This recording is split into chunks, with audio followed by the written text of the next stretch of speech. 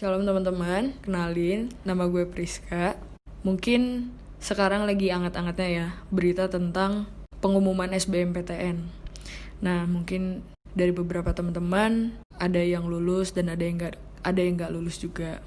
Nah, di sini gue pengen cerita gimana pengalaman gue buat masuk ke perguruan tinggi negeri.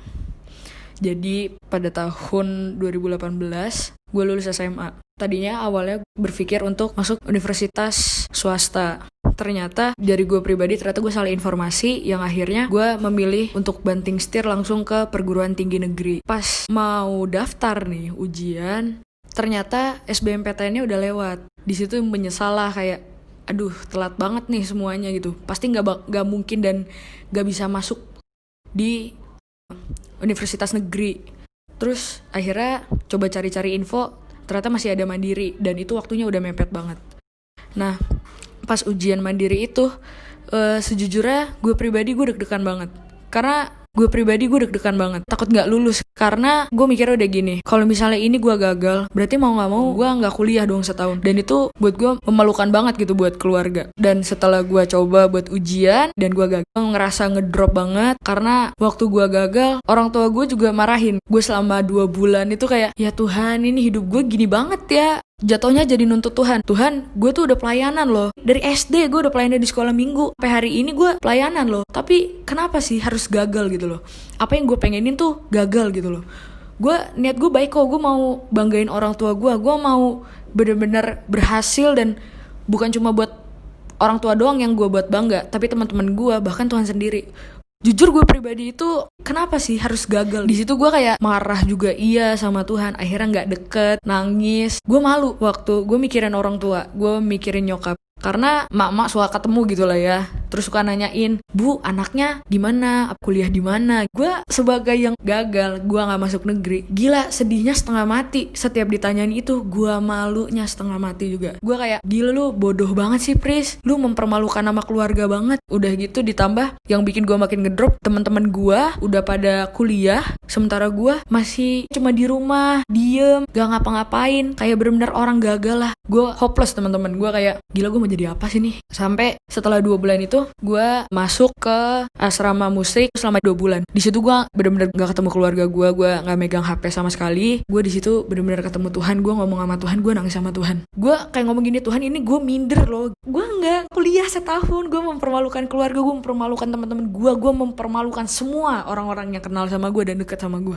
September gue asramanya udah selesai, gue pelayanan lah. Di situ gue dapetin api yang baru. Gue kayak gue pasti bisa, gue punya masa depan gitu. Bulan Februari gue mulai ikut les. Jujur di situ gue juga malu karena gue mesti ketemu sama orang-orang dan gue mesti ngasih tahu kalau gue nggak kuliah setahun. Walaupun ada api yang baru, malu mah tetep. Cuma ternyata gue ketemu sama teman-teman yang mereka juga gap year, dan dari situ gue juga belajar lihat mereka tetap berjuang, mereka tetap lakuin segala sesuatu yang mereka bisa. Setelah gue les hari SBMPTN, hari ujian, di situ gue takut. Gue udah mikir, aduh gue gagal lagi nih. Gue berpikir seperti itu karena gue sebelumnya gue gagal. Dan itu buat gue jadi berpikir, gue yang kali ini juga pasti bakalan gagal. Selama nungguin pengumuman kelulusan, gue cuma, udahlah. Maksudnya nggak dipikirin gitu, berusaha buat tenang, tapi juga dipikirin. Gue tuh pikirannya gini, kalau misalnya kali ini gue gagal, apa yang harus gue lakuin? Selama nunggu pengumuman SBMPTN, gue akhirnya memutuskan sesuatu sama Tuhan. Tuhan, kalau misalnya yang ini Priska ujiannya gagal dan gak masuk kuliah di negeri, ya udah gak apa-apa.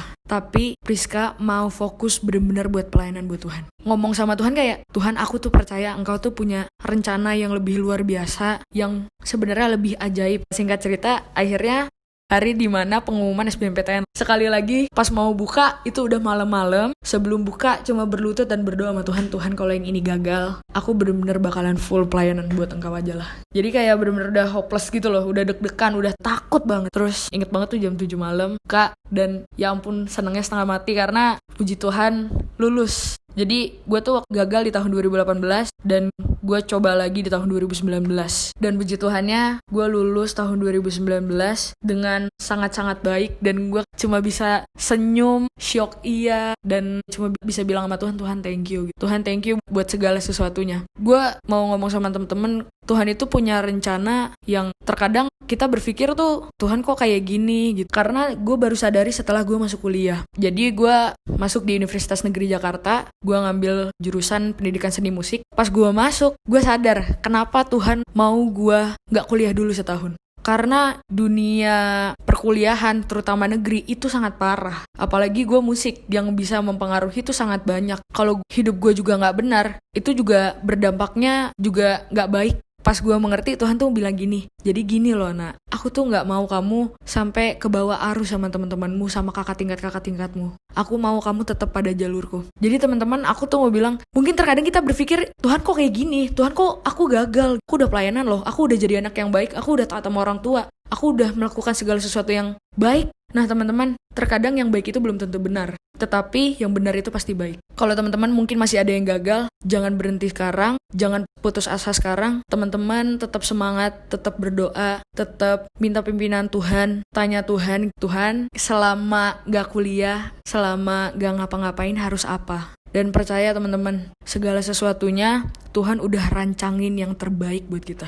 Tuhan gak mungkin rancangin sesuatu yang jahat buat kita. Kita itu anak-anak kesayangan Tuhan. Dan Tuhan gak mau kita salah jalur dan kita akhirnya jatuh dalam dosa. Dan kita akhirnya menjauh. Dan itu Tuhan sangat tidak mau. Jadi teman-teman harus percaya kegagalan itu bukanlah akhir. Mungkin dari sini teman-teman dapat sesuatu pengalaman yang baru. Teman-teman bisa kasih tahu ke teman-teman yang lain. Suatu saat nanti mungkin ada yang gagal juga. Teman-teman bisa kasih semangat. Teman-teman bisa kasih masukan yang baik harusnya bagaimana. Percaya kalau Tuhan punya rencana yang terbaik buat setiap kita. Percaya Tuhan gak pernah rancangin yang jahat buat kita.